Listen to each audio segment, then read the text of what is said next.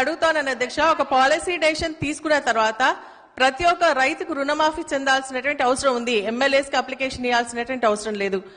నేను అడుగుతా ఉన్నాను అధ్యక్ష మీ ద్వారా, ఎందుకంటే క్రాప్ లోన్ ప్రభుత్వం మాఫీ చేస్తామన్న తర్వాత ఈ రోజు రిజిస్ట్రేషన్ ఆఫీస్కి వెళ్ళి వాళ్ళ పొలాన్ని అమ్ముకుందామంటే కూడా మరి ఈ రోజు పొలం అనుకునేటువంటి పరిస్థితి లేదు. ఎందుకంటే ఎంఆర్ఎస్ అంతా కూడా క్రాప్ లోన్ ఉంది కాబట్టి మీకు మేము రిజిస్ట్రేషన్ చేసి ఏమో అని చెప్తా ఉన్నారు. కాబట్టి అది ప్రభుత్వం దృష్టికి తీసుకొస్తా ఉన్నా. రెండోది ఏంటంటే 1,00,000 రూపాయల లోపు అందరికీ మాఫీ చేస్తామన్నారు, కానీ మాఫీ కాలేదు అధ్యక్ష. నా దగ్గరనే ఇప్పుడు హరీష్ రావు గారు ఒకటి కోట్ చేయడం జరిగింది. ఒక సొసైటీలో 240 మెంబర్స్ 1,00,000 లోపు ఉన్నటువంటి రైతులు ఉంటే కేవలం 140 మందికి మాఫీ అయింది. ఇంకొక సొసైటీలో 600 చిల్లర మంది ఉంటే కేవలం 400 మందికి మాత్రమే మాఫీ అయింది.